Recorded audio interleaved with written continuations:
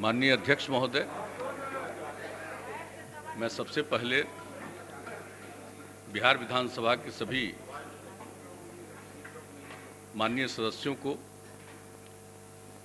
जिन्होंने महामहिम राज्यपाल के अभिभाषण पर चर्चा हुई उसमें अपनी बात कही, मैं उन तमाम लोगों का अभिनंदन करता हूं। और जो सबसे बड़ी बात है, सब लोगों को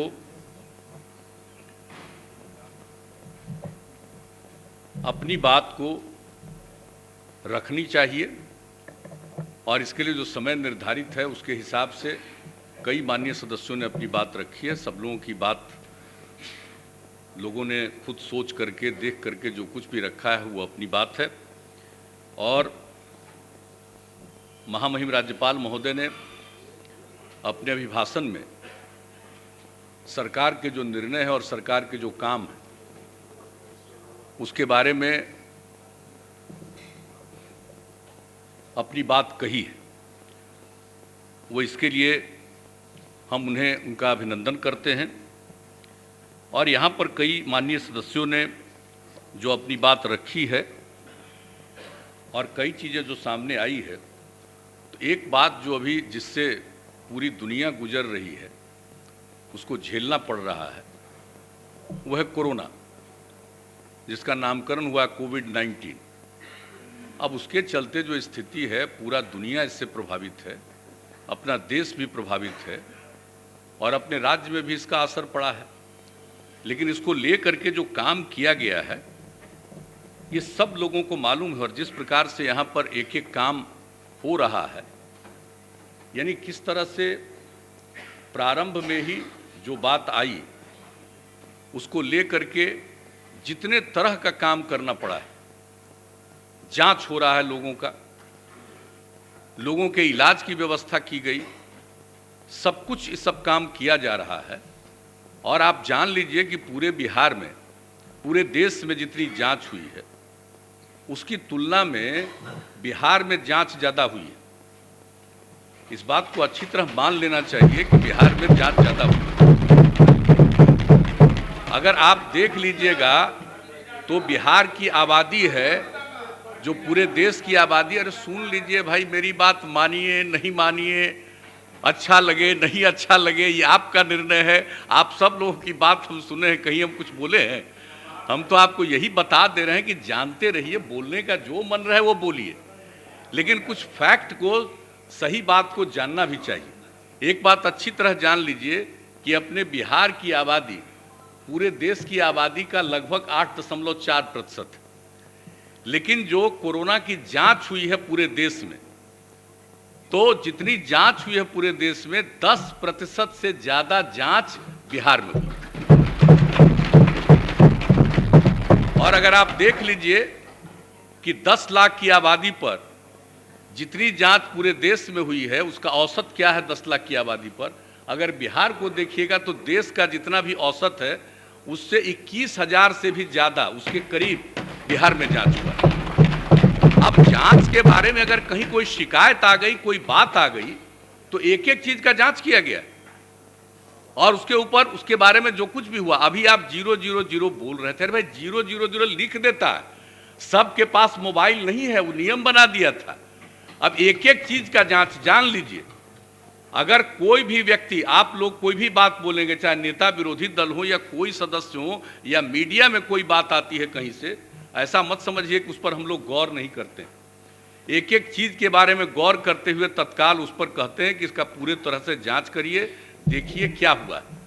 और उसके मामले में जांच भी हुआ और कुछ जगहों पर ये बात आई और उसको लेकर के उस पर कार्रवाई भी की गई है। कहिएगा तो हम आपको डिटेल बता देते हैं। आप अगर बैठ जाए तो हम बस इतना कुछ नहीं, हम चाहते हैं कि जांच एंटीजन में सबसे ज्यादा अधिक देश में जांच हुई है। पहले सुन लीजिए ना, तो हम आपको आश्वस्त करते हैं। आप टेस्ट में सबसे ज्यादा देश में है, वही वो हमारे पास भी प्रूफ है। नहीं, ठीक है, बैठ जाइए। आपके पास नेता प्रतिपक्ष बैठ जाए, सुन ले पहले, बैठ जाए। भाई हम बीच में आपको कुछ इंटरफेयर कर रहे थे, सुन न लीजिए। इसके बैठ बाद जाइए। आप इंटरफेयर करिएगा, हम तो कहेंगे कि भाई कुछ कहना है तो और सुन लीजिए, हमको क्या है। और नई पीढ़ी के लोग हैं, हम लोग को खराब लगता है, अच्छा ही लगता है। कुछ भी बोलिए, जिस तरह से भी बोलिए, हमको कोई उसमें कोई दिक्कत नहीं। हम लोग क्या असीमित समय तक काम करेंगे? ये तो कोई बात है क्या? तो इसलिए कुछ बात को ध्यान पूर्वक सुनिए। कल आपको उन चीजों पर गौर करिएगा तो कल आपको और नई पीढ़ी के लोगों को उसका लाभ ही होगा। इसलिए हम आपको कह रहे हैं कि ध्यान से सुन लीजिए। तो इसके बारे में जो कुछ भी किया गया है, हम लोगों ने एक दिन नहीं छोड़ा है। अगर आप चाहिएगा तो प्रतिदिन का फिगर, जब से यह शुरू हुआ है, चुनाव के काफी पहले, तब से शुरू हुआ है। आप दिखा देंगे आपको कि एक एक दिन का पूरा फिगर मेरे पास आता है, प्रतिदिन देखते हैं। और 9 बजे रात में आप बैठ जाइए, आप सुन लीजिए। आपका भी विषय को बहुत ध्यान से सुना था। नेता प्रतिपक्ष बैठ जाइए, आपकी बात को पूरा सुना गया था ध्यान से। अब सुने आप, सदन नेता को आप सुने, बैठ जाए आप। आप कभी यहाँ रहिएगा, आप कभी रहिएगा। अगस्त बैठ जाए, पहले तो सहयोग है कि बैठ जाए। आप कभी चाहिएगा और रहिएगा यहाँ, तब आपको सब फिगर दिखला देंगे। ये तो आप पर निर्भर करता है कि आप जानना चाहते हैं नहीं जानना चाहते हैं। यहाँ के बारे में, किसी भी चीज के बारे में हम लोग सब लोगों को बताना चाहते हैं। तो एक बात अच्छी तरह आप जान लीजिए, आप बार बार एक बात को कहते हैं कि कमेटी। अरे भाई, तो 4 अगस्त को जो मीटिंग हुई उसमें ये बात आ गई, अगस्त में ही। तो ये सब, हाँ, जो भी अगस्त में जो चल रहा था अपना सेशन, और वो समझ लीजिए कि एक तरह से पिछले सेशन का अंतिम सेशन था, एक दिन का ही चल रहा था। उसी दिन है 3 तारीख को, उसी दिन जो पूरी बात हो रही थी उसी में बात आई। तो हमने कहा कि जरूर सारे एमपी, सारे एमएलए, एमएलसी, सब लोगों के साथ लोग संपर्क करेंगे। और इसके बारे में जो रिपोर्ट है, कोरोना संक्रमण के वक्त किए जा रहे कार्यों की समीक्षा, फीडबैक हेतु सभी डीएम्स की बैठक हेतु उसमें कहा गया था, लिखा गया था। और इसके आलोक में माननीय सांसद, विधायकगण बैठकों में उन लोगों ने भाग लिया। और जहां तक हमको जानकारी दी है कि वैशाली जिला की आयोजित बैठक में माननीय नेता प्रतिपक्ष के द्वारा भी भाग लिया गया है। तो ये जो हमको फिगर बताया गया है और कहा गया है कि भाई उस समय की जो बात हुई, क्या हुआ, सब लोगों के साथ बात हुई। अब आप समझ लीजिए, उसके बाद तो जब चुनाव का ऐलान हो गया, तो जब चुनाव का ऐलान हो गया तब तो इस तरह की कोई बात हो ही नहीं सकती है। और अब जो स्थिति है, इसको लेकर के आप जानते हैं कि स्थिति में थोड़ा इम्प्रूवमेंट हुआ, सब जगह थोड़ा इम्प्रूवमेंट हुआ। अपने देश में भी इम्प्रूवमेंट हुआ है, लेकिन कुछ जगहों पर फिर बढ़ रहा है। हम लोग इसको लेकर के पूरे तौर पर सजग हैं कि अपने यहाँ भी कभी हम डेली देखते हैं। एक दिन हो गया 21, इसके पीड़ित लोग निकले जिनका पॉजिटिव निकला, तो बड़ा अच्छा लगा कि चलिए आज घटते घटते 21 पर आ गया। लेकिन अगला दिन जो मेरे पास फिगर आया तो लगभग 50, उसके बाद दूसरे दिन फिगर आया तो आ गया 94, और कल फिगर आया तो 84। तो एक एक बात के लिए रात में ही फिर हम बोलते हैं कि भाई देखिए, 20 से बढ़ करके फिर आज 50, 50 से 94, 50, 94 के बाद 84 आ गया कल। तो एक एक चीज पर ध्यान दीजिए। और जो टेस्ट हो रहा था उसके बारे में हमने कहा कि भाई लोगों के बीच में जा करके प्रेरित करिए और टेस्ट करिए। हो क्या गया है कि लोगों को अब एक तरह का कॉन्फिडेंस हो गया है, अब मान रहे हैं लोग कि अब आगे कुछ होना नहीं है, हम लोग बिल्कुल निश्चिंत हैं। लेकिन फिर भी हर तरह से सहयोग करना चाहिए, इसके लिए तो हम लोग करने की कोशिश कर रहे हैं। और एक बात हम आपको आश्वस्त करते हैं कि इस सिलसिले में अगर कोई भी सुझाव माननीय सदस्यों को अपने इलाके के बारे में है, जरूर उसके बारे में दीजिए, हेल्थ डिपार्टमेंट को दीजिए, कहीं मेरे ही यहाँ भेज दीजिए। कोई भी बात हो तत्काल उसके ऊपर ध्यान दिया जाएगा। मैं इतना आश्वस्त करता हूँ। भला बताइए, ये कोई किसी सरकार का ही काम है, ये तो पूरे सब लोगों का है। सब लोग अगर पीड़ित हैं, सबको बचाना चाहिए। कौन कौन लोग नहीं पीड़ित होते हैं? हर लोगों के पास कुछ न कुछ ऐसी समस्या आती है। अब अभी आप बोल रहे थे एम्स का, अरे भाई तो एम्स है विदेश का, एम्स है दूसरे का, अरे एम्स तो अपना ही ना है भाई। एम्स की स्थापना की गई थी। एम्स में अगर कोई जाते हैं इलाज के लिए, एम्स में तो मैक्सिमम लोगों को भेजा, जिनका भी फोन आया हुआ। और आप मेरे परिवार की बात करते, मेरी भतीजी को जो रिपोर्ट था वो पॉजिटिव आया, तुरंत भेजे, लेकिन एक ही दिन के बाद उसकी रिपोर्ट थी कि पॉजिटिव नहीं है। आप कह रहे हैं जांच में हम खुद ही देखें, तो तुरंत उसको कहा कि भाई इसका निगेटिव है, पॉजिटिव नहीं है, लौटा दिया। आप सोच लीजिए, हम बता रहे हैं, नाम लिए। अरे भाई सुन तो लीजिए, जब ये बोल दिए तो हम एक बात बता देते हैं। एम्स में अगर किसी को भेजा जाता, सबको, जहां भी जिनकी भी खबर आई है और जिनके बारे में जानकारी मिलती है, हम लोग सब चाहते हैं कि उनका ठीक ढंग से इलाज हो। और एम्स में ये पूरा का पूरा उस समय प्रबंध किया हुआ था और एम्स के लोग पूरे तौर पर ध्यान देते थे। तो बहुत लोगों की इच्छा थी कि लोकल लेवल पर हम नहीं, हम एम्स में, तो सब लोगों के लिए व्यवस्था की गई। तो ये सब कोई विषय नहीं है।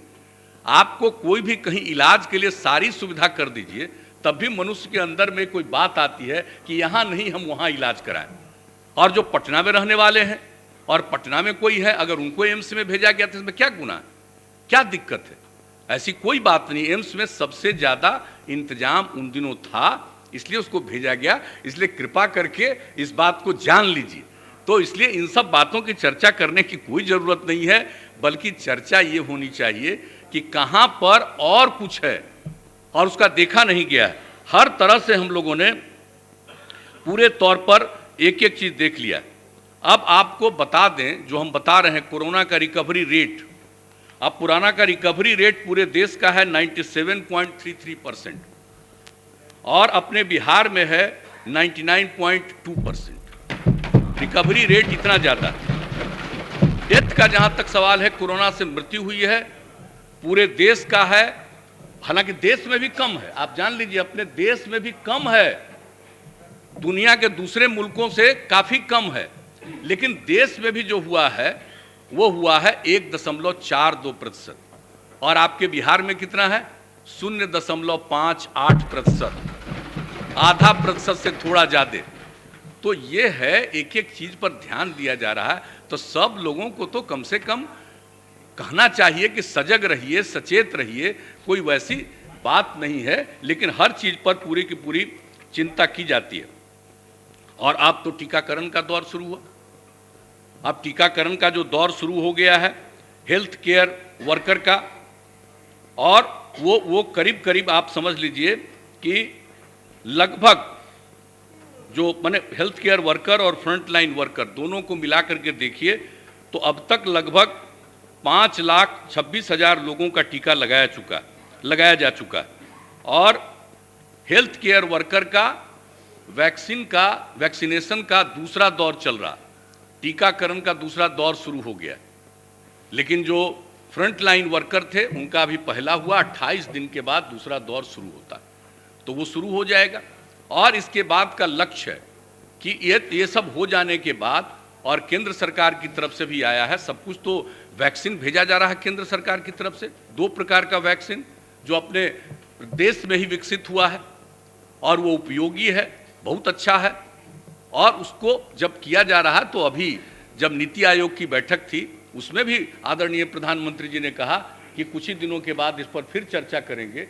यानी अब ज़्यादा दिन नहीं है, ये उम्मीद की जा रही है कि बहुत जल्दी बाकी लोगों के लिए, यानी जो 50 साल से अधिक उम्र वाले लोग हैं सबका टीकाकरण, और 50 साल से कम उम्र वाले अगर किसी गंभीर बीमारी से ग्रस्त हैं तो उनका टीकाकरण, वैक्सीनेशन, तो उसके लिए वैक्सीन आएगा। दोनों प्रकार का वैक्सीन, लोगों का पूरा टीकाकरण होगा, लोगों के लिए किया जाएगा। और सब तरह की तैयारी अपने यहाँ की जा रही है। इसलिए जो कुछ भी स्थिति है, और जो हमने बताया कि भाई थोड़ा बढ़ गया, जरा सा भी बढ़ता है तो हम लोग उसके लिए चिंतित होते हैं। और कल ही हमने कहा है कि अब जो जितनी जांच है, और प्रधान सचिव स्वास्थ्य को हमने कहा है कि भाई इसको फिर से एक बार और पूरे तौर पर समीक्षा कर लीजिए और जांच के दायरे को और फिर से बढ़ाइए, ताकि जरा सा भी कहीं कोई पॉजिटिव हो रहा है तो ये ठीक नहीं है। इसलिए एक एक चीज़ पर हम लोग पूरे के पूरे तौर पर सजग हैं, और सब लोगों को तो अलर्ट रहना ही है, सबको सचेत करना है। सब सारी बात है। अब यहीं बैठे हुए हैं हम लोग, तो बार बार कहते हैं देखिए वैक्सीन लगाइए, तो हमारे कई साथी हैं वैक्सीन नहीं लगाए हुए। अरे भाई जरूर लगाइए। हाँ वैक्सीन नहीं, वही का मास्क, सॉरी मास्क लगाइए। तो हमने कहा कि हम लोग लगाए हुए हैं, आप लोग अपना मास्क नहीं लगाए हुए हैं तो मास्क लगा लीजिए। तो इसको जरूर करिए। और यहाँ पर भी इंतजाम है, अध्यक्ष महोदय ने भी इंतजाम कर रखा है, अगर नहीं है तो ले लीजिए।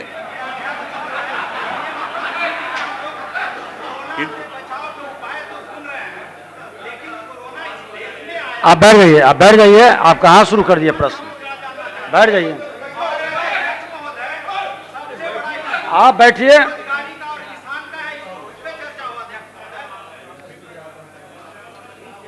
और इसके अलावे जो कुछ भी जांच के बारे में हुआ उस पर यथोचित कार्रवाई की गई है, ये हम आपको बता देना चाहते हैं कि अब किसी तरह से कोई भी चीज़ों को हम लोग यूं ही नहीं छोड़ देते हैं। इसको किसी तरह से बर्दाश्त नहीं किया जाता है, हर प्रकार से करना है। लेकिन सब लोगों को प्रेरित करते रहिए कि भाई मास्क लगाइए, ज़रा दूरी मेंटेन करिए, हाथ धोते रहिए। यही सब चीज़ तो कहना है लोगों को। अब ये ऐसी चीज़ आ गई है कि सारे दुनिया पर असर किया, लेकिन इसके लिए हम लोगों को पूरा भरोसा है, सबको भरोसा है कि जो वैक्सीनेशन हो रहा है, टीकाकरण हो रहा है, इसके बाद इससे लोगों को राहत मिलेगी और इससे छुटकारा मिलेगा। अब आपको हम बताना चाहते हैं कि भाई हम लोगों का तो खैर, अब बहुत लोग विधि व्यवस्था पर कुछ बोल देते हैं, कुछ भी बोल देते हैं। आखिरकार तो अब जब एक एक डिपार्टमेंट का चलेगा तो होम का तो चलेगा ना, गृह विभाग का, तब एक एक चीज़ के बारे में उस दिन फिगर दिया जाएगा, हर चीज़ कहा जाएगा। लेकिन जो विधि व्यवस्था की स्थिति है वो कोई कानून का राज स्थापित है। अब आप बताइए कि क्या स्थिति हुई है। आपको मैं बता दूं कि राष्ट्रीय अपराध अभिलेख ब्यूरो द्वारा वर्ष 2019 का जो प्रसारित हुआ है, जो भी है संज्ञेय अपराधों का, तो देश के सभी राज्यों एवं केंद्र शासित प्रदेशों में बिहार का 25वां स्थान हो गया, 23वां से भी 25वां पर पहुंचा है। कोई क्राइम कहीं बढ़ता है तो उस पर तो नज़र रखनी है, लेकिन कुछ लोगों को आप क्या करिएगा, आदमी के कुछ लोगों के स्वभाव में तो गड़बड़ी होती है। आप चाहे कितना भी कर दीजिए, जो कुछ भी कर दीजिए, और सबको काम ठीक ढंग से करना है, चाहे जितनी किसी को जिम्मेवारी दीजिए, कुछ न कुछ आदमी पूरी जिम्मेवारी को नहीं निभाता है। तो मिला जुला करके तो कभी न कभी कुछ न कुछ होता है। कुछ घटनाएं घटती हैं तो कुछ घटनाएं घटती हैं, उस पर पूरी की पूरी जो जरूरी कार्रवाई है वो सबके लिए काम किया जाता है। तो इसलिए एक एक चीज़ पर हम लोगों का ध्यान है। और अब आप समझ लीजिए कि हर तरह से विकास दर का है। अब विकास की बात है तो विकास की बात है भाई, तो क्यों हर चीज़ को इग्नोर करते हैं?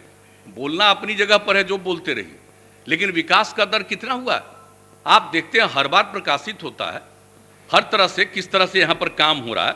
आप समझ लीजिए कि 2019-20 के स्थिर मूल्यों पर बिहार का औसत विकास दर 10.5% रहा। हर बार बढ़ता है, विकास दर बढ़ा है हमारा। अब उसके बाद 20-21 जो कोरोना का दौर आया है, इसमें तो जरूर नीचे जाएगा। पूरे दुनिया का नीचे जा रहा है, पूरे देश का नीचे जा रहा है, अपने यहाँ भी जाएगा नीचे। लेकिन 19-20 तक का हालत देख लीजिए, एक नई बीमारी आ गई, नया दौर आ गया है, इसमें सब तरह का प्रभाव पैदा हुआ है, एक अलग बात है। लेकिन बाकी जगहों पर किस तरह से काम किया गया और बजट का जो प्रावधान किया गया है, कल भी बजट में हमारे माननीय उप मुख्यमंत्री जी ने सब बातों को बता दिया है, और उसके बाद उस पर भी बहस होगी, उस पर भी सारी चर्चा होगी। जिस तरह से ऐसी परिस्थिति में भी हम लोग काम करने की कोशिश कर रहे हैं। लेकिन आप समझ लीजिए, औसत विकास दर और बजट का आकार क्या था भाई 4-5 में, जब हम लोगों को काम करने का मौका मिला है, तो बजट का आकार था 23,885 करोड़, और अब बढ़ते बढ़ते बढ़ते बढ़ते अब हो गया 2,18,000 करोड़ का। तो हम लोग तो कर ही रहे हैं। अब जो हालत है आप समझ लीजिए। और एक चीज और बता देते हैं, 2004-5 का आंकड़ा जान लीजिए। आंकड़े कहां से मिलते हैं हमको नहीं मालूम है, जो सही आंकड़े हैं उसको जान लीजिए। 2004-5 में वर्तमान मूल्यों पर प्रति व्यक्ति आय, आज के मूल्य पर प्रति व्यक्ति आय थी 7,914 रुपये, यही था पहले। और आज हो गया है 2019-20 में बढ़ करके अब प्रति व्यक्ति आय हो गया है 50,735। अब आप कहिएगा कुछ हो ही नहीं रहा। अरे भाई तो इतना तो बढ़ रहा है।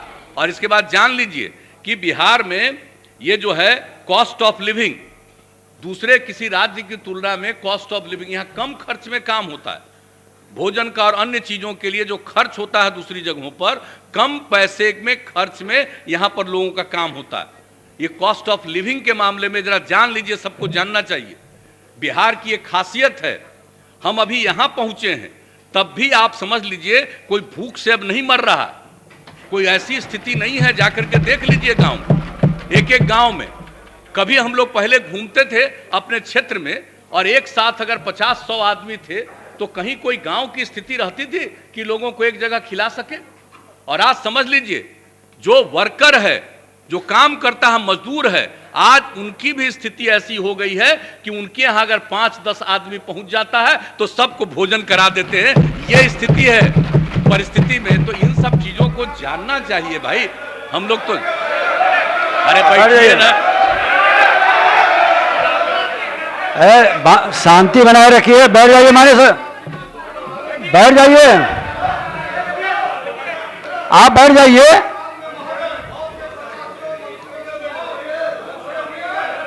बैठ जाइए, बैठ जाइए। आपको भी लोगों ने शांति से सुना है, आप भी सुने, बैठ जाएं। अब जो बात हमने तो लोगों की आमदनी का और राज्य की प्रगति का बता दिया, लेकिन इसके अलावे और एक एक चीज देख लीजिए ना भाई। सड़कों शांति बनाए रखिए, बैठे बैठे कोई माननीय सदस्य नहीं बोलेंगे। बिहार में पहले कितना पुल था भाई और कितना सड़क था, क्या स्थिति थी। अब कितने सड़क का निर्माण हुआ, कितने पुल पुलियों का निर्माण हुआ, लोगों को सुविधा हुई, आबादी बढ़ रही है, व्यापार बढ़ रहा है, हर तरह से व्हीकल्स कितने बढ़ रहे हैं। तो एक एक चीज के लिए अब एक एक चीज में वृद्धि हो रही है।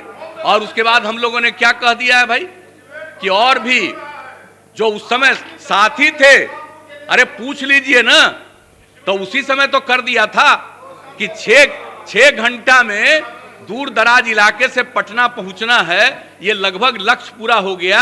अब आगे का लक्ष्य क्या रख दिया था, 5 घंटा में पहुंच जाए। और उसके लिए एक एक काम जो शुरू हुआ, आज उस काम को और कितना आगे बढ़ाया जा रहा है। हर तरह का काम हो रहा है भाई, एक एक चीज काम हो रहा है। बोलने के लिए स्वतंत्रता है, लेकिन सच्चाई कुछ और है। भूलना नहीं चाहिए कि हर तरह से काम हुआ है। आप एक बात जान लीजिए, जो भी सड़क हो रहा है, सड़कों की मरम्मत की जिम्मेवारी हर तरह से उन लोगों को मरम्मत करके रखना है, सड़क हो या पुल हो।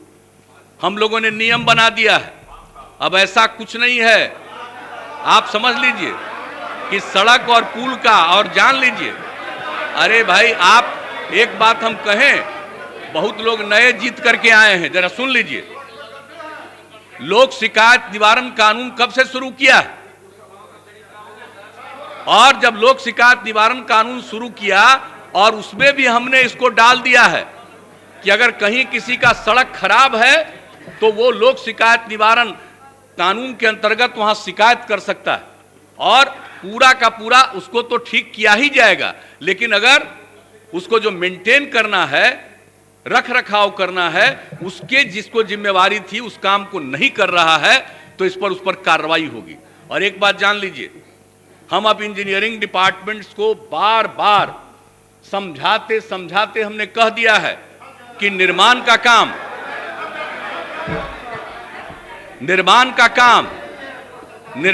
काम तो किया जाता है और टेंडर करके किया जाता है, लेकिन अगर उसके बाद मेंटेनेंस का काम है तो पहले से कर दिया है। मेंटेनेंस के लिए दूसरा सिस्टम हमने कहा, जो पहले से कर दिए हैं वो अपनी जगह पर वो कर दीजिए। पहले 5 साल का था, अब 7 साल का भी कर दिया। लेकिन हमने कहा है कि सड़कों का जहां तक सवाल है, बिल्डिंग्स का जहां तक सवाल है, उसके रख रखाव के लिए डिपार्टमेंट को ही काम करना है। जो इंजीनियर्स हैं वो काम करें, मेंटेन करें। और ये हमने कहा कि जब वो मेंटेन करेंगे और उसके लिए माननीय सदस्य बैठ जाए, माननीय सदस्य सत्येंद्र जी बैठ जाएं। आप लोग बात नहीं सुनिएगा तो न कभी उस पर गौर करिएगा न समझिएगा। बैठ जाए आप। कोई जानते हैं इंजीनियर का क्या काम है? इंजीनियर का काम है खाली ठेका देखना और ठेकेदारी करवाना। बात सुना करिए, बात सुना करिए। आप बैठ जाएं, माननीय सदस्य सत्येंद्र जी बैठ जाएं। पार्टी में है ये तो हमको पता नहीं है कि अभी नया आप बैठ जाएं, बार बार खड़े ना हो। लेकिन जान लीजिए अब हमने गाइडलाइन इशू किया है कि सारा मेंटेनेंस का काम सरकारी विभाग को देखना है। पथ निर्माण हो, भवन निर्माण हो, एक एक चीज को उनको देखना है और उसके लिए इंजीनियर्स देखेंगे। सिर्फ ऑफिस में बैठेंगे नहीं, फिर उसको रिपेयर कराते रहेंगे, मेंटेन कराते रहेंगे और उसके लिए उनको जितने एम्प्लॉय की जरूरत है आप उतने एम्प्लॉय का लिस्ट बनाइए, उनकी नियुक्ति होगी और उसके अलावे स्थानीय स्तर पर लोगों को लेकर के जो एक दिन के लिए काम है, 2 दिन के लिए काम है, आप जितना भी काम किससे कराना हो कराइए। अब ये हमने लोगों को गाइडलाइन दिया और हम लगे हुए हैं कि लोग समझिए, नहीं तो सीधे खाली होता है कि कोई काम करिए, टेंडर होता है। अब टेंडर होता है, अब उसके बाद जो काम होता है पेमेंट होता है। कितना बार जांच किया जाता है तब पता चलता है। काम हुआ नहीं और पेमेंट हो गया तो एक्शन होता है कि नहीं होता है, एक एक चीज के बारे में। इसलिए हम आप सब लोगों से आग्रह करेंगे, कहीं कोई गड़बड़ी देखिए, हम हाथ जोड़ करके प्रार्थना करते हैं कि अगर आपके क्षेत्र में कहीं कोई कमी है तो कृपा करके आप, अरे सुनिएगा पहले तब ना, बैठ जाइए, नहीं करिएगा, माननीय सदस्य बैठे, बैठ जाए लोगों से हम आग्रह करेंगे, नए सदस्य हैं, जो भी हो बैठ जाइए। आप कृपा करके, नेता सदन बोल रहे हैं, आप बैठ जाएं। एक एक आप आसन सदस्य हम बैठने का आग्रह करा ना कि अगर आपके क्षेत्र में कहीं कोई कमी है और कहीं मेंटेनेंस ठीक नहीं हो रहा तो कृपा करके स्पेसिफिक आप उसके बारे में पत्र लिख करके भेज दीजिए, या तो माननीय मंत्री जी को भेजिए या सीधे हमको भेजिए। हम उस बात को गौर करेंगे। आपको अगर लगता है तो मिल करके भी बता सकते हैं और एक एक चीज को देखना हम सब लोगों का दायित्व है। तो एक एक चीज से, एक एक चीज के बारे में तो हम लोग आपको यही कह देंगे माननीय कि अब बैठ जाइए। कितना कितना ग्रामीण सड़कों का भी निर्माण कराया गया है और अब तो आपको कल ही हमारे उप मुख्यमंत्री जी ने बजट रखते हुए आपको बता दिया है आत्मनिर्भर बिहार के लिए 7 निश्चय 2 और उसके अंतर्गत एक एक बात की जानकारी दे दी है। तब उसके बारे में जब कभी बहस होगी हम उसको लेकर के आपको बार बार हम उसका नहीं, लेकिन जान लीजिए हर तरह से गांव में अब एक एक जो भी गांव बच गया है सड़क से संपर्क होने का, उसका इसी साल हम लोग इस नए बजट में प्रावधान कर रहे हैं कि वो पूरा हो जाए। और इसके अलावे अगर गांव की सड़कें हैं उनका कोई और महत्वपूर्ण सड़कों से जोड़ना है, उनका कोई सरकारी कार्यालय से और बड़े जगहों से जोड़ना है तो वैसा देख करके कई गांवों को मिला करके फिर सड़कों की योजना, उसके लिए पूरा का पूरा सर्वे चल रहा है, पूरी तैयारी चल रही, वो भी कर देंगे। और शहर में जितने सड़क हैं उन सब लोगों के लिए बाईपास, और अगर बाईपास के लिए जमीन नहीं मिलेगा तो फ्लाईओवर का निर्माण। तो एक एक चीज के लिए हम लोग कर रहे हैं और हर प्रकार से जितना भी चीज हो हम लोग इसके बारे में पूरे तौर पर। अब आप बिजली की क्या स्थिति है जरा बताइए तो। कहते हैं कि कुछ काम नहीं हो रहा है, तो पहले जब है तो थे क्या, बिजली थी गांव में, स्थिति थी। बिजली के लिए जितना काम किया गया अभी अब आप जान लीजिए, अभी सुन लीजिए ना, हर अभी घर तो तक बिजली पहुंचा दिया गया, हर घर तक बिजली पहुंचा दिया गया। अभी सुन लीजिए ना, का लक्ष्य था 2018 का दिसंबर का, हम लोगों ने 2 महीना पहले अक्टूबर में ही इसको पूरा कर दिया। अब आप जान लीजिए एक बार,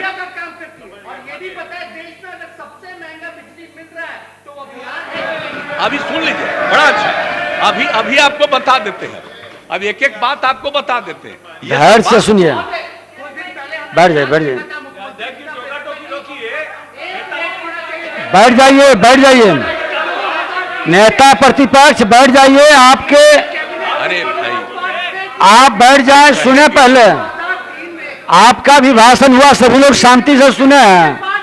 नहीं आप सुने, जो बार बार उचित नहीं है, नए सदस्य को शोभा देता है। क्या बिना मतलब की बात कर रहे हैं आप? ये हम शुरू से कहते रहे, आपको नहीं मालूम है? अरे उस समय, अरे जब हम वहां, आप लोगों ने पास किया और रिकॉर्ड अरे भाई अटल जी के साथ अब उस समय जब हम वहां थे तब तो गोद में न थे भाई आप। एक दिन होना चाहिए। अरे जब हम उस समय वहां थे उसमें गोद में रहते थे, इसलिए कहा सब बात है। हम गोद नहीं उठाए हैं, हम गोद नहीं उठाए हैं। ईसा बैठो बैठो बैठो साथ। चलिए आप बैठ जाए। बार बार उठना उचित नहीं, नेता प्रतिपक्ष। बाद में जो मन करे वो बोलते रहिए, लेकिन एक बार सुन लीजिएगा, वो आप ही को फायदा देगा। आप समझ नहीं रहे एक एक चीज के बारे में जो बात हम कह रहे हैं। अब आप बिजली के बारे में समझ लीजिए, क्या था भाई, जब हम लोग आए थे तो उसमें कितना बिजली की खपत थी बिहार में? 700 मेगावाट। और आज बिजली की खपत कितनी हो गई है? आज बिजली की खपत हो गई है, इतना ज्यादा हो गया है कि 5,900 मेगावाट से भी ज्यादा, 5,932 मेगावाट बिजली की खपत अब हो गई। ये जरा जान लीजिए, हर घर बिजली पहुंचा दिया। अब खेत के लिए भी आप जान लीजिए, उसके लिए भी हम लोग पहुंचा रहे हैं किसानों को। और जो पहले जितना पहुंचा दिया, अब हम लोगों ने राज्य सरकार से भी तय कर दिया 130 करोड़ रुपए का प्रावधान। शांति बनाए रखें, बैठे बैठे माननीय सदस्य न बोले। सब लोगों के लिए ये काम किया जा रहा है बिजली का। और एक बात जरा जान लीजिए, बिजली का आप बिहार में एक एक काम हम लोगों ने कर दिया। आप हमने क्या शुरू करवाया बिहार में? हमारे यहां पर आप समझ लीजिए, बिजली विभाग के हमारे माननीय मंत्री हैं, यहां पर कितना मजबूती से काम करते हैं, एक एक चीज पर नजर रखते हैं, देखते रहते हैं। और जो हमने ये कहा कि भाई प्रीपेड स्मार्ट मीटर लगाइए, अब जो कई जगह पर आप जानते हैं, लोक शिकायत निवारण कानून जब बनाया, और लोक शिकायत निवारण कानून बनाने के बाद जो हम सब जगह घूम रहे थे 2016 में, और उस समय जो हमने देखा कि क्या शिकायत सबसे ज्यादा है, तो सबसे ज्यादा शिकायत आई थी बिजली के बिल को लेकर के, और उसका एक एक चीज का। सुनवे नहीं करते हैं आप लोग, हे खाली करते रहिएगा। अरे सुनिए रामानुज जी, गौर से सुनिए। और तब जो देखा, हमने कहा कि भाई ये जो बिजली का है, इस तरह से जो मीटर लगा हुआ है, ये सब में काम ठीक ढंग से होता नहीं है। कोई जाकर के ठीक ढंग से देखता नहीं है। बेचारा कोई गरीब आदमी है, उसको एक बल्ब जल रहा, और हमने देखा कि भाई उसका बिल कितना आ गया है, तो 14,000 रुपया का बिल है। हमने कहा क्या मतलब है इसका? अरे भाई सुनिए तो सही, हो काहे कर रहे हैं, बतवा समझिए ना। तो शांति बनाए रखें। हम लोगों के मन में ये बात आ गई कि भाई हम लोग कोई ऐसा सिस्टम करें ताकि किसी का मीटर रीड करने की जरूरत न पड़े। और उसी समय सोच करके हमने ये काम किया, प्रीपेड स्मार्ट मीटर। अब आदमी कोई भी है, उसको अगर जो प्रीपेड मीटर उसके पास रहेगा, तो जितना वो पेमेंट किए हुए है उतना ही उसका बिजली का होगा। और उसको जैसे ही होगा उसको सूचना मिल जाएगी कि अब आपका खत्म होने वाला है, तो जमा कर देगा। तो जो रेट बना हुआ है उसी पर ना, कोई जाकर के देखेगा नहीं उसके बारे में। तो अब आप छोड़ दीजिए। अरे आप तो यहीं के काम में लगे रहते हैं, आप तो यहीं के काम में, पटने के काम में लगे रहते हैं वर्षों से। एक ही जगह के बारे में चिंता है, वहीं पर का काम देखते रहते हैं ना आप। आपका जो व्यापार है उसी में, इसलिए काहे ही सब बात बोलते हैं। गौर से समझिए, ध्यान से सुनिए, ध्यान से सुनिए। अब जो उसके बारे में हो गया, और आप समझ लीजिए कि जब हम लोगों ने ये बात की और 1 लाख से ज्यादा लोगों को विजेंद्र बाबू ने लगवा दिया, अब जो हमने उसी पर समीक्षा किया, और इसको जब केंद्र सरकार को मालूम हुआ, तो केंद्र सरकार ने भी कहा कि तो बहुत अच्छा है। अब तो भारत सरकार ने तय कर दिया कि प्रीपेड मीटर होना चाहिए। अब आप समझ लीजिए, यहां पर जो काम है, अब सबको प्रीपेड मीटर रहेगा। अब किसी का बिल का सवाल नहीं है, कोई गड़बड़ी नहीं हो पाएगी। तो ये सब काम हम लोग एक एक चीज करते हैं, तो इन सब चीजों को जरा जान लीजिए भाई, और जो बोलने का मन हो बोलते रहिए। जो 1 लाख से ज्यादा का 1,31,000 में प्रीपेड स्मार्ट मीटर लग गया, तो इसलिए। और दूसरी बात आप ठीक कह रहे हैं भाई, बिहार में बिजली का दर, तो आपको पता है बिहार में जो बिजली मिलती है इसका जो दर क्या है, लगभग 4.5 रुपया प्रति यूनिट। आप बता लीजिए, देश का लगभग सबसे ज्यादा है।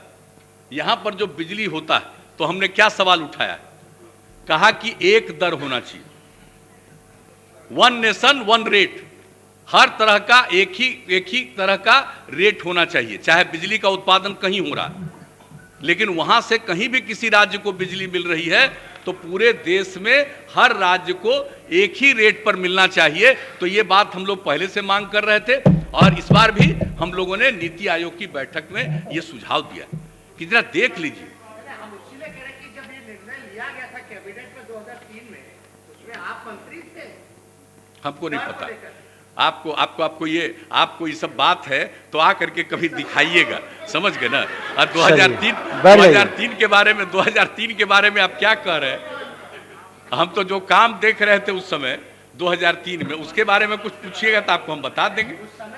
रेलवे अरे छोड़िए ना भाई, अटल जी के राज में जितना काम हुआ है, आप समझ रहे हैं, जो बिहार के विकास के लिए जितना काम किया गया है, ये कहने की बात है। और उनके साथ काम करने का जो अनुभव हुआ है, उसी से तो आगे बढ़े हैं। और क्या हुआ, उनके साथ काम करने का जो अनुभव हुआ, उसी के साथ आगे बढ़ते रहे। अभी बैठ जाइए। देखिए, आप अगर ये बात कहते हैं तो आपको 1 साल 8 महीना का अपना अनुभव बताना चाहिए। मेरे साथ जो काम कर रहे थे, कैसा अनुभव, ये आप बताइए। अब नेता प्रतिपक्ष बार उठना बैठ जाए अलग। और अब कृषि फीडर के बारे में भी हमने बात कह दिया। कृषि फीडर भी लगाया जा रहा है, जो बात हम लोग इस पूरे तरह की बात कर रहे हैं। तो एक एक क्षेत्र में जो काम किया गया है, और कृषि के विकास पर क्या जोर हुआ, कुछ लोग तो कृषि पर बात कर रहे हैं, हम कितना बात आपको बता दें। एग्रीकल्चर पर क्या स्थिति है, आप जरा जान लीजिए। आपको मालूम है ना कि बिहार की आबादी कितनी है, और आपको मालूम है जो आबादी देखिएगा तो पूरे देश में तीसरा राज्य है आबादी के दृष्टिकोण से। लेकिन अगर आप एरिया देखिएगा, क्षेत्रफल देखिएगा, तो संभवतः 12वां स्थान है। आप समझ रहे हैं कि हम लोगों का क्षेत्रफल कम है और आबादी सबसे ज्यादा, सर्वाधिक आबादी है। तो इसलिए इस ऐसी स्थिति में तो कृषि का क्षेत्र हम लोगों के पास तो एक सीमित है, और आबादी बढ़ती जा रही है, तो कई बार उन सब चीज़ों पे भी कमी आती है। लेकिन जो कृषि के क्षेत्र में काम हुआ, उसका क्या नतीजा हुआ, आप जान लीजिए, अच्छी तरह जान लीजिए। उत्पादकता पहले क्या थी, 1 हेक्टेयर में 2005-06 में धान की उत्पादकता थी 16.4 क्विंटल, 16.04 क्विंटल, और अब बढ़कर के क्या हो गया है, 33.50 क्विंटल। आप जरा जान लीजिए उत्पादकता कितनी बढ़ी है। गेहूं में 5-6 में था 13.79 क्विंटल, और अब 1 हेक्टेयर में हो गया 25.95 क्विंटल। मक्का और अन्य मोटे अनाज, मकई का देखिएगा तो पहले था 24.64 हेक्टेयर, 1 हेक्टेयर में क्विंटल, और अब हो गया है 53.35 क्विंटल। यानी दुगना से भी ज़्यादा कई चीज़ों में हमारे यहाँ उत्पादकता बढ़ा है। और उत्पादन का अगर सुनना चाहते हैं, उत्पादन कितना हुआ, तो धान का उत्पादन 2005-06 में था कितना लाख मीट्रिक टन था, धान का उत्पादन था 52,18,000 मीट्रिक टन, और अब हो गया है 108,76,000 मीट्रिक टन। गेहूं 5-6 में था 27.63 लाख मीट्रिक टन, और अब हो गया है 55.79 लाख मीट्रिक टन। मक्का और अन्य का 14.05 से बढ़कर के 35.13। सब्जी का 76.54 मीट्रिक टन से बढ़कर के अब हो गया है सब्जी का 167.64 लाख मीट्रिक टन। अब आप समझ लीजिए, फल का 30.68 लाख मीट्रिक टन था, अब बढ़कर के हो गया है 44.90 मीट्रिक टन। अब कितना उत्पादन बढ़ा है, उत्पादकता बढ़ी है, सब कुछ इसके लिए काम किया जा रहा है। जो कृषि रोड मैप बनाया गया और उसी के मुताबिक जितना काम किया गया है, उसके चलते उत्पादन बढ़ा है, उत्पादकता बढ़ी है। तो ये सब काम किया जा रहा है। और अब तो आप समझ लीजिए कि हम लोग जैविक खेती के लिए बढ़ावा दे रहे हैं और उसके लिए गंगा नदी के दोनों किनारे जो गांव जिले हैं, 12 जिले प्लस 1 जिला और नालंदा को मिला करके 13 जिला, चूँकि वहीं से जैविक खेती की शुरू थी। नालंदा उसको देखने गए थे, सब लोग गए थे देखने, बाहर के लोग भी आकर के देखे थे। तब इतना अच्छा काम किया था कि उसके बाद ये सब जगह के लिए जैविक खेती का काम के लिए कृषि इनपुट अनुदान देने का सब निर्णय है। तो किसी भी तरह से आप समझ लीजिए कि अब और उसके अलावे हम लोगों ने जो 7 इसके पहले शुरू किया है जल जीवन हरियाली अभियान। अब भाई कुछ सदस्य को देख रहे थे जल जीवन हरियाली के बारे में बोलते हैं, अरे भाई जल जीवन हरियाली अभियान विधानसभा विधान परिषद के संयुक्त मत से शुरू किया गया है। 13 जुलाई 2019 को बैठक बुलाई गई थी और सेंट्रल हॉल में वो बैठक हुई और उसमें सब लोगों ने अपना विचार व्यक्त किया। 8 साढ़े 8 घंटा बैठक हुई है और उसके बाद उसी का नामकरण उसे में किया गया जल जीवन हरियाली अभियान, और उस पर जो काम शुरू किया गया है और उसके चलते जिस तरह से हम लोगों ने पर्यावरण, उसमें क्या है 7 अंश है उसका, जो संरक्षण है जल के संरक्षण के लिए, 1 अंश है हरियाली के लिए। यानी हम लोगों ने क्या कहा, जल डैश जीवन डैश हरियाली, यानी जल और हरियाली है तभी जीवन सुरक्षित है। इसलिए सब लोगों की राय से शुरू किया। 7 है जल के संरक्षण के लिए, 1 है हरियाली के लिए। अब कितना बड़ा कोरोना भी था तो 1 साल के अंदर ही जो लक्ष्य था कि 2 करोड़ 51 लाख पौधे लगाए जाएंगे, यानी 3 करोड़ 80 लाख से भी ज्यादा पौधे लगे। तो आप समझ लीजिए इस कोरोना के दौरान 5 जून से लेकर के 9 अगस्त के बीच में ये काम पिछले वर्ष किया गया। तो हम लोग हर तरह से कर रहे हैं, हम लोग पूरे तौर पर ये सब का सब काम के लिए हम लोग लगे हुए हैं। और उसी में एक आइटम है, 7 तो ये हो गया, 1 हरियाली हो गया, 1 है उसी में मौसम अनुकूल कृषि का। अब मौसम अनुकूल कृषि का काम जो किया जा रहा है, इसमें लोगों को ये बताना है। आप जानते हैं जलवायु परिवर्तन है, कभी वर्षापात खूब हो जाता है, बाढ़ आ जाती है, कभी सुखाड़ आ जाता है, एक विचित्र स्थिति है दुनिया भर में, इसको लेकर के चिंता होती है। हम लोग कुछ नहीं कर रहे थे, हम लोगों ने किया कि भाई मौसम के अनुकूल कृषि को प्रेरित करना चाहिए। और उसके लिए हर एक जिले में 8 जिला से शुरू किया 19 में, और पूरा का पूरा अब पूरे पिछले ही साल हम लोगों ने डिसीजन ले लिया, सभी जिले में ये काम शुरू किया है।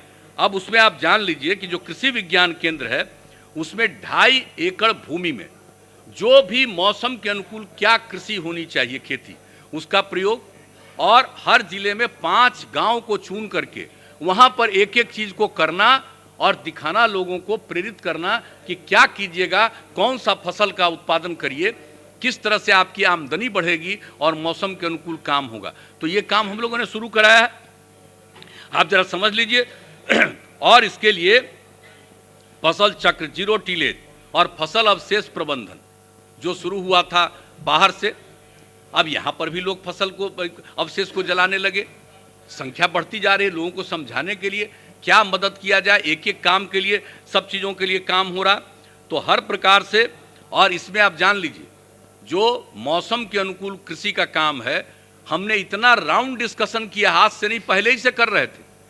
और पहले जो ये डिफरेंट इंस्टीट्यूशन में लोग थे वो पूरी बात को समझ नहीं रहे थे, अंत में इस बात को समझे। और इस काम में आप समझ लीजिए Borlaug institute for south Asia, Borlaug institute of south Asia बना है पूसा में।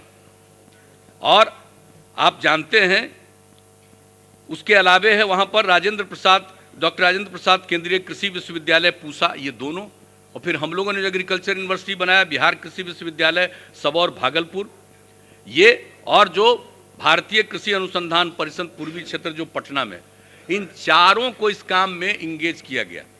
अलग अलग जिले में अलग अलग लोगों को लगाया गया है और सबसे बड़ा काम हम देखने गए थे 16 में, और जो हमने देखा था बॉर्लग इंस्टीट्यूट फॉर साउथ एशिया, उसका जो हमने जो देखा था, एक एक चीज जिस तरह से वो काम कर रहा था 150 एकड़ में, तो उसको देख करके हमने कहा कि भाई इसी काम को आगे सब जगह बढ़ाना चाहिए।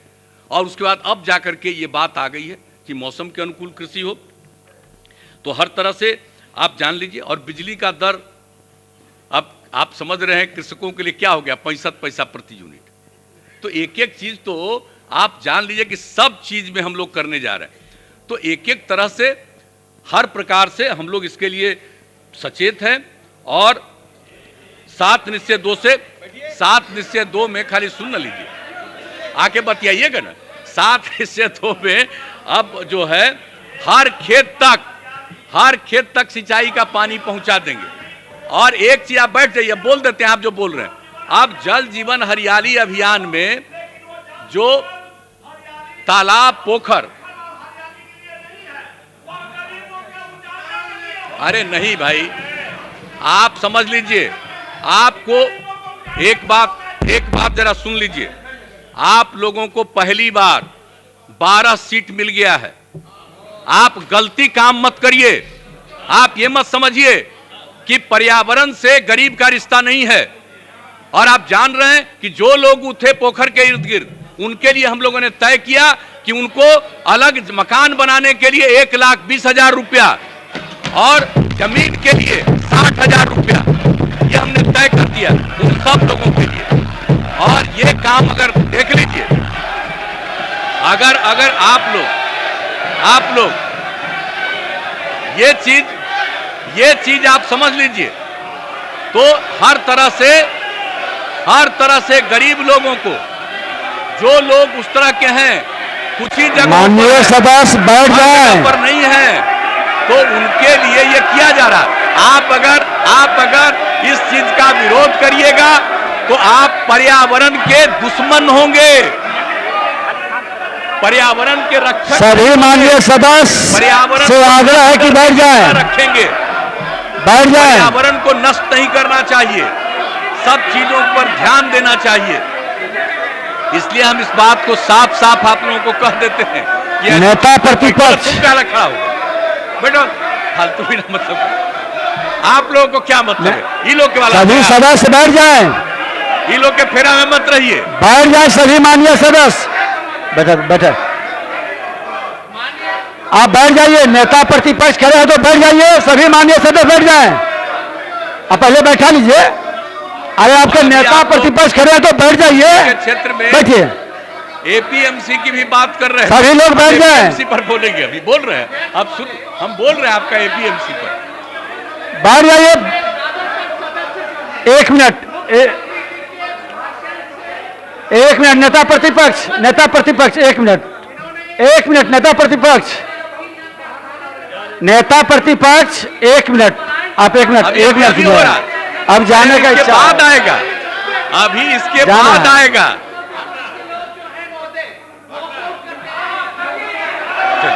बहुत अच्छा, चले जाइए। तो जाने की ये भूमिका थी, तो ठीक है आप जाइए, शांति से, शांति से।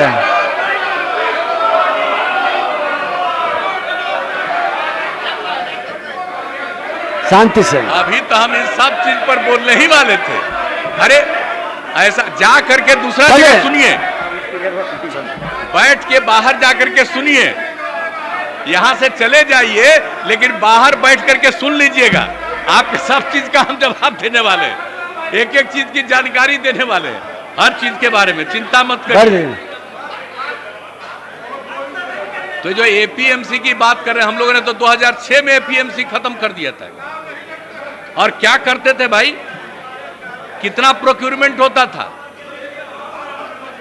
कितना प्रोक्योरमेंट। आप नए सदस्य बोल, चलिए आप जरा जान लीजिए, पहले अधिप्राप्ति नहीं होती थी। बिहार में भारतीय खाद्य निगम एफसीआई द्वारा चुनिंदा जिलों में कुछ अधिप्राप्ति होती थी, और उस समय के राज्य सरकार ने अपने को प्रोक्योरमेंट से अधिप्राप्ति से बिल्कुल अलग करके रखा था। अब अभी हम लोगों को उपदेश दे रहे हैं। उस समय की सरकार ने अधिप्राप्ति से अपने को अलग रखा और सेंटर का एफसीआई करता था, और कितना करता था जान लीजिए, 2000 और 2001 में मात्र 12,222 मेट्रिक टन, और बढ़ते बढ़ते 2004-05 का मैक्सिमम उनका था, वो था 72,000 मेट्रिक टन धान की अधिप्राप्ति की गई थी। अब जरा सोच लीजिए, उस समय का यही हाल था। और हम लोगों ने उसके बाद इसके बारे में करना शुरू किया, एपीएमसी को तो खत्म कर दिया और कहा कि धान की अधिप्राप्ति होनी चाहिए। स्टेट का जो है राज्य खाद्य निगम, पैक्स और व्यापार मंडल को धीरे धीरे हम लोगों ने इस काम में लगा दिया। और आप जान लीजिए कि 2011-12 में आते आते धान की अधिप्राप्ति हो गई 21,59,000 मेट्रिक टन इसकी खरीद की गई। और बढ़ते बढ़ते बढ़ते आप जान रहे हैं इस बार जो हम लोगों ने काम किया 21 फरवरी तक का रखा था 31 जून। हम उसके 2 दिन पहले मीटिंग किए, सब लोगों की राय देखा। अभी तो ये जवाब भी देंगे, लेकिन सब लोगों ने कहा 15 दिन और बढ़ाइए। हम लोगों ने कहा 15 दिन नहीं, 21 दिन बढ़ा देते हैं, 21 फरवरी तक। और एक भी किसान नहीं है जो बेचना चाहता था, देना चाहता था, वो दिया। सब लोगों को प्रेरित किया। कितनी टीम हम लोगों ने गांव गांव और हर जगह भेजा है, लोगों को, किसानों को कहे कि भाई अपना आप बेचिए, धान दीजिए। और तब प्रेरित होकर के 5 लाख से भी ज्यादा के करीब धान की अधिप्राप्ति में किसान लोग आए। कोई नहीं बचा है। और अब कोई कहता है, दावा करता है, तो कौन लोग होता है भाई? व्यापारी लोग, बिचौलिए जिसको भी कहते हैं। ये व्यापारी लोग जो शुरू में ही जो किसान बेच देता है अपना, तो सस्ता में ले लिया, अब उसके पास रखा हुआ है कुछ बिचौलिया। अभी सब काम खत्म हो गया, तब कहेगा कि अभी और जारी रहे, तो कौन बेचेगा? अब किसान है कोई? जो किसान बेच दिया बिचौलिया को, अब वही आकर के किसी किसान के नाम पर देगा और इसमें उसको प्रॉफिट होगा। अब प्रॉफिट होगा तो शेयर करेगा। आप जरा समझ लीजिए, ये हम लोग इजाजत देंगे इस तरह की चीज का, कि लोग इस तरह का कोई काम करता है उसको हम लोग करेंगे? हम लोग कहा नहीं। और समझ लीजिए, ये इस बार हम लोगों ने एक एक चीज की समीक्षा की है और देखा है, पिछले साल भी अब तक कम हुआ था। अब इस बार देख लीजिए कि आप 35 लाख मेट्रिक टन से भी ज्यादा अधिप्राप्ति हो गई। तो एक एक चीज के बारे में आपको हम बता रहे हैं कि हर 35 लाख नहीं, लेटेस्ट फिगर अभी आया होगा वही, तो वो चीज आ गया है। हाँ, 35,59,000 मेट्रिक टन की अधिप्राप्ति हो गई। अब वो जो रिपोर्ट आई है कल शाम तक, वो ये है। आप जरा कल्पना कर लीजिए कितनी अधिप्राप्ति हो गई। और लोग कह रहे हैं कि नहीं हो रहा, लोग जान ही नहीं रहे हैं। और जब हम एपीएमसी एक्ट को 2006 में खत्म किए थे, तो कुछ लोग जुलूस लेकर के जा रहे थे राजभवन की तरफ। क्या हुआ भाई? और लोगों को क्या नुकसान हुआ? हर तरह का व्यापार बढ़ गया, सब कुछ बढ़ गया। अब कितना, पहले कितना दुकान था, आज जरा देख तो लीजिए। किसी शहर में जाइए, किसी छोटी जगहों पर जाइए और देखिए कितना दुकान है, कितना व्यापार बढ़ा है। ये ठीक है कि उद्योग नहीं बढ़ा, हम लोग लाख चाहते थे, उद्योग उस तरह से नहीं बढ़ा। अब उद्योग को बढ़ाने के लिए भी और काम कर रहे हैं हम लोग, वो एक अलग विषय है। लेकिन व्यापार कितना बढ़ा है और लोगों की आमदनी के बारे में कह दिया। लेकिन कुछ लोगों के बारे में यही स्थिति है कि सही बात को ठीक ढंग से नहीं करते हैं। और अब कोई किसान नहीं बचा। अधिप्राप्ति का काम जो पूरा का पूरा हम लोगों का, अरे आप तो नहीं ना भागिएगा।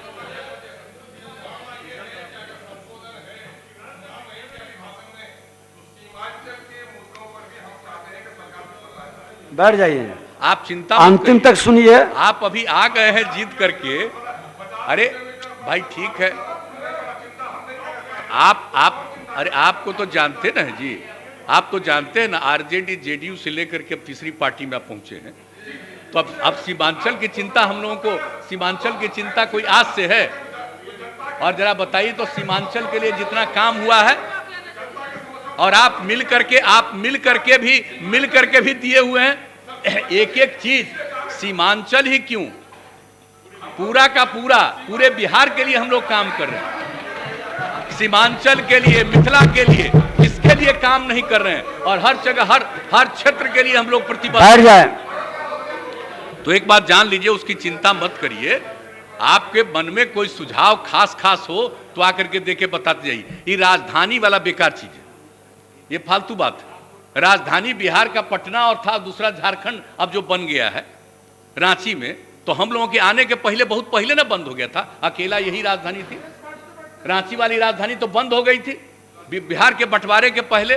तो अभी जो कहिएगा, बैठ जाइए माननीय सदस्य साहब, बैठ जाए, सुने पहले पूरी बात को। अननेसेसरी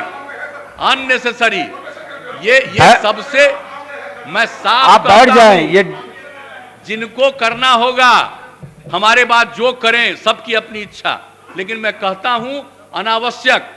ये राज्य बहुत बड़ा नहीं है, क्षेत्रफल के हिसाब से, एरिया के हिसाब से 12वां नंबर है, बता दिया, और आबादी के हिसाब से तीसरे नंबर पर है देश में। और हर प्रकार का हम लोग काम कर रहे हैं। आप सिर्फ राजधानी को यहां से वहां हटा दीजिएगा, क्या हो जाएगा उससे? कोई उससे फर्क पड़ता है? और हम लोग राजधानी पटना आने के लिए, जो सबसे दूर का इलाका है, उससे पटना आने के लिए 5 घंटा से अधिक समय नहीं लगे, ये सारा काम कर रहे हैं। जो आएगा लौट करके जाएगा, हर तरह की बात कर रहे हैं, इसलिए उन बातों को नहीं। हाँ, लेकिन लोगों के बीच में अपनी बात रखने के लिए स्वतंत्र हैं, लेकिन विकास के किसी काम की उपेक्षा नहीं की जाएगी। अगर कोई काम बचा हुआ है, हम लोग उसको जरूर पूरा करेंगे, ये इसमें कोई शक नहीं। अब स्वास्थ्य और शिक्षा के बारे में कुछ संक्षेप में हम आपको बता देते हैं कि पहले क्या था 5-6 में, अब तो चल गए, क्या बताएं। 5-6 में भाग गए, अब कहीं बाहर से सुनेंगे तो हम बता देते हैं कि शिशु मृत्यु दर क्या था 2005-6 में, जब हम लोगों को काम करने का मौका मिला। प्रति 1061 था शिशु मृत्यु दर, और अब वो घट करके हो गया है 32, यानी देश का जो एवरेज है उसके बराबर बिहार में भी पहुंच गया। कहते हैं कोई स्वास्थ्य का काम ही नहीं है, स्वास्थ्य का काम नहीं है तो यहां पहुंचे थे, इतना तेजी से काम किया। कौन जाता था पहले इलाज कराने के लिए सरकारी प्राथमिक स्वास्थ्य केंद्र में? 2006 में सर्वे कराया था, फरवरी में, 1 महीना में 29 आदमी जाता था। अब देख लीजिए, जो 19-20 का है तो कोरोना आ गया है, एक अलग विषय है, लेकिन इसके पहले तक 10,000। अब उसके लिए एक एक काम किया जा रहा है। कौन कहता है कि स्वास्थ्य के क्षेत्र में काम नहीं हुआ है, और कितना काम हुआ है?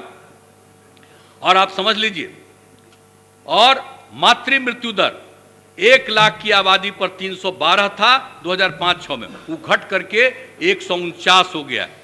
और टीकाकरण, ये लोग अभी टीकाकरण पर बोलते रहते हैं, अभी तो चलेगा, हम ये सुनाना चाह रहे हैं। टीकाकरण वो सिर्फ कोरोना का नहीं है, तो नया टीकाकरण है, नया वैक्सीनेशन है, अन्य सभी चीजों का टीकाकरण। किस तरह से हम लोगों ने पल्स पोलियो कैंपेन चलाया। अभी माननीय विधायकों का शपथ ग्रहण भी नहीं हुआ था 2005 में, तब विदेश से कितने लोग आकर के हमको आकर के कहने लगे कि देखिए बिहार में नहीं हो रहा, और उनकी बात सुन करके जो काम हम लोगों ने करना शुरू किया, और जिस तरह से पल्स पोलियो अभियान चला, टीकाकरण के और सारे प्रबंध अन्य बीमारियों के लिए, ये कितना करते थे भाई। पहले बोल देते हैं कुछ, आप समझ लीजिए, टीकाकरण का था 18% 2005-6 में, और अब बढ़कर के हो गया है टीकाकरण 86%, 86%। और हम लोगों का लक्ष्य है कि देश के सर्वोच्च 5 राज्यों में बिहार जरूर शामिल होगा टीकाकरण। और आप देख रहे हैं कि अभी वैक्सीनेशन की बात हो रही है, इस मामले में जो सब कुछ किया जा रहा है, हम बता चुके हैं किस तरह से टीकाकरण का काम हो रहा है। तो एक एक चीज को देख लीजिए। और जो प्रजनन दर क्या था, सभी बोल रहे हैं भाई प्रजनन दर कितना बढ़ाए हुए थे, खूब पैदा होता था। प्रजनन दर क्या था? पति पत्नी के बीच औसत 4.3, अब हम लोग लगे हुए, अब घट करके हुआ 3.2। और आपको मालूम है कि हम लोगों ने इसी के लिए देखा कि भाई इसको प्रजनन दर को घटाना है, आबादी बढ़ती चली जा रही है और एरिया तो सीमित रहेगा, तो हम लोगों को उसके लिए काम करना है। तो उस काम के लिए करते करते हम लोगों के मन में ये बात आ गई, सर्वेक्षण हुआ कि अगर महिलाएं पढ़े, मैट्रिक तक पास रहेंगी, देश का एवरेज अगर पति पत्नी में पत्नी मैट्रिक पास है तो 2 प्रजनन दर, और बिहार का भी सर्वे किया गया, अगर पति पत्नी में पत्नी मैट्रिक पास है तो 2 प्रजनन दर। माने 2 ही है बाल बच्चा में। और उस तरह से अगर कोई इंटर पास है तो उस समय पूरे देश में एवरेज था 1.7 और बिहार का था, देख करके खुशी हुई 1.6। तो उसी समय यूरेका की भावना आई और हमने तय किया हर एक पंचायत में +2 तक का माध्यमिक विद्यालय, उच्च माध्यमिक विद्यालय स्थापित करेंगे और उस काम में लगे हैं। बताइए साहब, तो जब प्रजनन दर घटेगा तभी ना आबादी नियंत्रित होगी। तो हम लोग ये सब काम करते रहते हैं। इन लोगों को क्या है भाई, अब बोल देता सोशल मीडिया पर। पहले तो हम लोग जो करते थे लोगों तक बात पहुंचती थी, आजकल सोशल मीडिया के माध्यम से कुछ पहुंचाते रहते हैं। पहुंचाइए, सबको अधिकार है। लेकिन हमने तो सभी डिपार्टमेंट को कहा कि जो भी पॉजिटिव काम है उन सभी कामों को सोशल मीडिया के माध्यम से हर जगह पहुंचाने की कोशिश करिए, ताकि अगर कोई निगेटिव बात करता है उसको आज़ादी है, जो करे। लेकिन इसके मामले में ये सारी बातें भी की जाएगी। तो एक एक तरह से आपको समझ लीजिए कि अब तो कोई पंचायत नहीं है जो बचा हुआ था, वहाँ भी 9वां 10वां का इंतजाम कर दिया गया है। पढ़ाई शुरू हो गई 9वीं की, और बाकी 2 जो और बिल्डिंग है 11वां और 12वां के लिए, उसके लिए भी काम शुरू हो जाएगा इसी वित्तीय वर्ष, अगले वित्तीय वर्ष में। तो ये सब काम हम लोग तो कर रहे हैं, कोई चीज़ के लिए नहीं छोड़ते हैं। तो हर प्रकार से आप समझ लीजिए 7 निश्चय 2 के लिए जो हम लोगों ने काम किया है उसके बारे में कल पूरी चर्चा कर दी गई है, उसके बारे में कुछ बताने की ज़रूरत नहीं है। लेकिन आप एक बात जान लीजिए कि हम लोग सिर्फ कहते नहीं हैं, करने की बात करते हैं। और आप समझ लीजिए कि आत्मनिर्भर बिहार के 7 निश्चय 2 में अभी क्या काम हो गया। तत्काल अभी मीटिंग हुई, जितने ITI हैं जो हम लोगों ने तय किया है कि ITI और पॉलिटेक्निक संस्थान में सेंटर ऑफ एक्सेलेंस बनेगा, सबको और अतिरिक्त जानकारी के लिए, उसकी ट्रेनिंग के लिए। और ये हो गया है, हमारा टाटा टेक्नोलॉजी ग्रुप के साथ बातचीत हो गई है, आके उन लोगों ने प्रेजेंटेशन किया है और तय हो गया शुरुआत 60 से हो जाएगा। है हमारा 149, ये भी 1 साल के अंदर पूरा करके हर जगह आप समझिए कि सेंटर ऑफ एक्सेलेंस बन जाएगा। तो एक एक तरह की बात होती है। इसमें क्या होगा, इलेक्ट्रिकल वाहन, advance automobile maintenance repair, IT design, advance manufacturing, robotics, advance building, 3D printing, advance plumbing इत्यादि ट्रेनिंग की व्यवस्था होगी। और इसके अलावे सब इससे भी और आगे बढ़ करके पॉलिटेक्निक में ये सब काम किया जाएगा। कोई चीज़ छोड़े नहीं। जो 7 निश्चय 2 में उस पर अमल शुरू कर दिया हम लोगों ने, ये जरा जान लीजिए। और पूरे के लिए जो नया बजट है 2001-2 का, उसमें सब चीज़ों का प्रावधान किया गया शुरुआत करने के लिए। और एक और बता देते हैं, जो हम लोगों का था स्वास्थ्य उपकेंद्र के बारे में, वो जो कल आपको बता दिए हैं और सब लोगों को मालूम है, स्वास्थ्य उपकेंद्रों को हम लोग जो जोड़ रहे हैं टेली मेडिसिन से, तो आप समझ लीजिए कि 1700 स्वास्थ्य उपकेंद्रों को टेली मेडिसिन की सुविधा प्रदान की गई। अभी रविवार को ही शुरू किया गया, संडे को। यानी आप समझ लीजिए कि लोगों के इलाज करने के लिए संडे छुट्टी का दिन नहीं है, इतवार छुट्टी का दिन नहीं है। इसलिए खास करके स्वास्थ्य विभाग ने इतवार को ही, संडे को ही ये काम शुरू करवाया। अब आप सोच लीजिए, एक एक काम जो किया जा रहा, टेली मेडिसिन की सुविधा की जा रही है, इनसे सबको जोड़ा जा रहा है।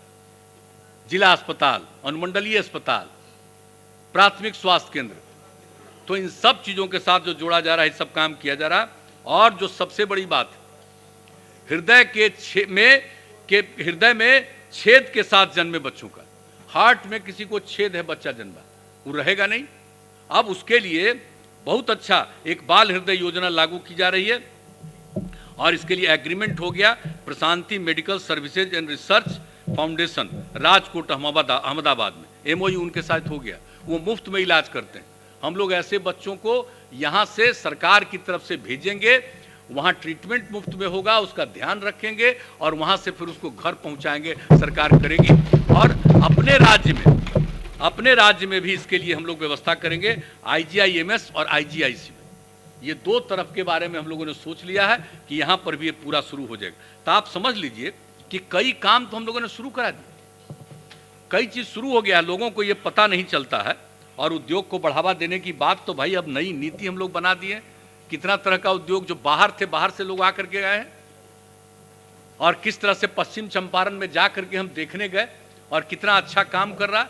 और यहाँ लोगों को प्रेरित किया जा रहा है कि आप यहीं रहिए, बाहर मत जाइए, और कितना अच्छा काम कर रहा है। अपने इलाके में नहीं बिक्री हो रही है, बिहार के बाहर बिक्री हो रही है, और उसका जो बन रहा है चीज, कपड़ा लत्ता सब कुछ जो तैयार कर रहा है कई चीज, वो देश के बाहर भी जा रहा है।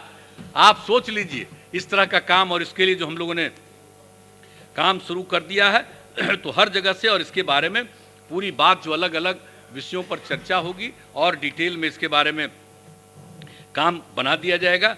जो चनपटिया की बात हम आपको बता दिए, और आप समझ रहे हैं कि अब जो एथेनॉल उत्पादन के लिए अब केंद्र सरकार ने निर्णय ले लिया, और अब लोग हम लोगों के यहाँ आ रहे हैं अपना एथेनॉल उत्पादन शुरू करने के लिए, और लोगों को याद नहीं रहता। आप जरा साथ याद करिए, जब हम लोगों की सरकार बनी, 7 में ही हम लोगों के सामने प्रस्ताव आया था सीधे कि इसके लिए हम लोग करेंगे। गन्ना नियंत्रण आदेश जो था उसमें संशोधन की जरूरत थी। हम लोगों ने यहाँ से विधान परिषद से पास करके अमेंडमेंट भेजा, लेकिन केंद्र सरकार ने हमारी बात को स्वीकार नहीं किया। हम लोग चाहते थे कि ये पूरे के पूरे एथेनॉल उत्पादन के लिए काम हो, और लेकिन वो माने नहीं। 8 जून 2008 को जब ये थे, वहाँ की सरकार थी, एनसीपी के नेता शरद पवार जी थे, माननीय मंत्री थे उस समय, तो बिहार में एथेनॉल उत्पादन की अनुमति देने का अनुरोध किया गया, लेकिन केंद्र सरकार ने कह दिया कि चीनी उत्पादन को फूड सिक्योरिटी का हिस्सा है, यहाँ हम इजाज़त नहीं देंगे। आप बताइए, आप जरा बोल दीजिए कि सोच लीजिए कि अब जितने तरह से चीनी के उत्पादन के लिए जितना आज हो रहा है, अब आप सोच सकते हैं कि अगर एथेनॉल का काम पहले होता तो कितना ज़्यादा किसानों को फायदा होता। और अब एथेनॉल के लिए केंद्र सरकार ने मन बना लिया है, तय कर लिया है, और उसके लिए इस कानून में नियमों में संशोधन कर लिया है, जिसकी जानकारी मिली। तब यहाँ एथेनॉल का भी उत्पादन होगा। और आपको बता दें हम कि एथेनॉल के उत्पादन के लिए जो प्रस्ताव हम लोगों को दिया था, एक कंपनी ने एथेनॉल हब के रूप में विकसित करने के लिए, ये था 21,000 करोड़ रुपए की परियोजना का प्रस्ताव। अब सोच लीजिए, 21,000 करोड़ रुपए की योजना का, और उसके लिए हम लोग प्रयास करते रहे 3 साल। नहीं माना केंद्र सरकार, उस समय केंद्र सरकार नहीं हो सका, और अब केंद्र सरकार ने इसके लिए अपना निर्णय कर लिया है। अब उनके बारे में जानकारी मिल गई है, तो हमने तो बता दिया कि बताइए कितनी खुशी की बात है। अब हमारे यहाँ कितना एथेनॉल का उत्पादन हो जाएगा, कितने लोगों के लिए रोजगार पैदा होगा, और गन्ना के क्षेत्र में जितना उत्पादन होता उसका और उत्पादन बढ़ेगा और एरिया में बढ़ेगा।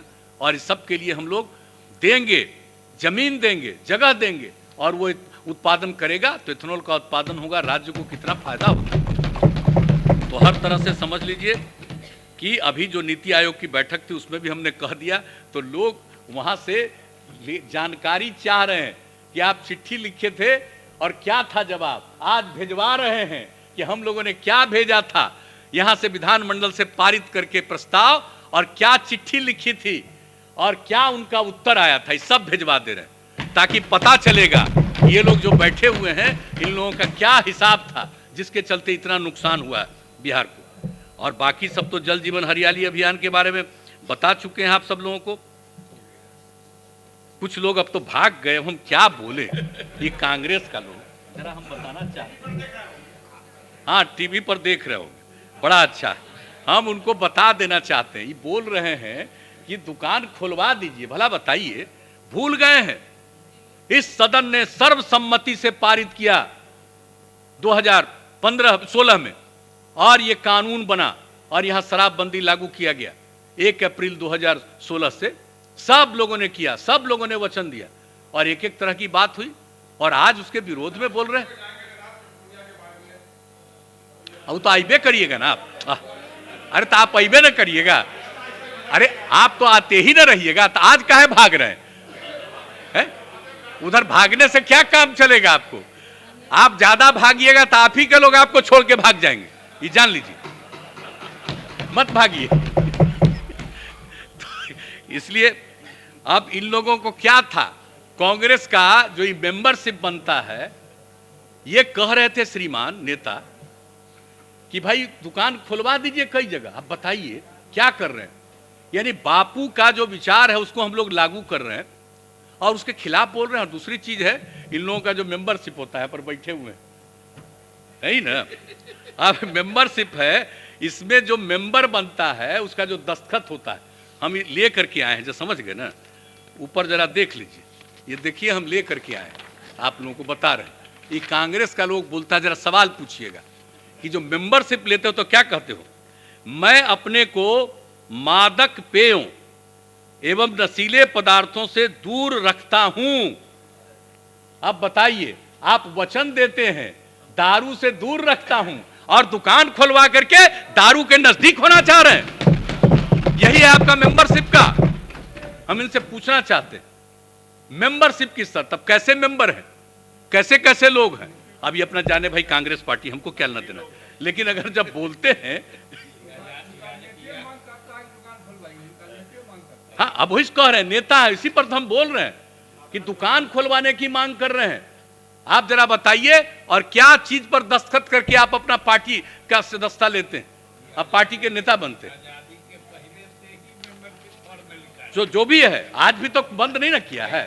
आज जब कर रहा तो उसको हटा देता, कहता कि नहीं दारू पियो, मेंबर बनोगे तो दारू पियो, लिख देता। क्या लिखे हुए, पियो और पिलाओ, ये कहता। अगर लिखा हुआ रहता ऐसी कोई बात है?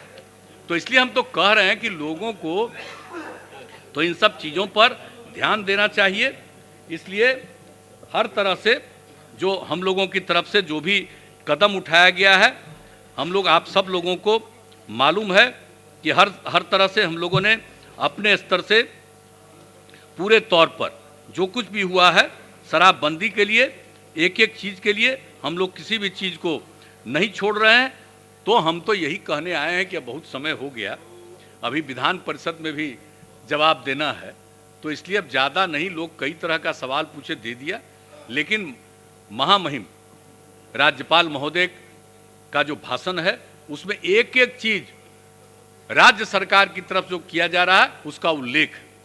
इसलिए हम तो यही आग्रह करेंगे, अब तो खुद ही चले गए, तो जो कोई भी चीज़ ये लोग अनगिनत संख्या में लिख करके दे देते हैं कि ये होना चाहिए। अरे भाई, जितनी बात की जा रही है, जो काम किया जा रहा है, इसको सही ढंग से समझना चाहिए। लेकिन सबको अपना अधिकार है, जो मन करे वो बोलिए, किसी चीज़ का विरोध करिए, जो इच्छा हो करिए। लेकिन मुख्यतः जिन बातों की चर्चा की गई है उसके कई चीज़ों का हमने यहाँ संक्षेप में उत्तर दे दिया है। इस बात को समझिए, हम लोगों की प्रतिबद्धता है, बिल्कुल बिहार आत्मनिर्भर बनेगा, बिहार को हम लोग मिल करके आगे ले जाएंगे और ये एक विकसित राज्य बनेगा।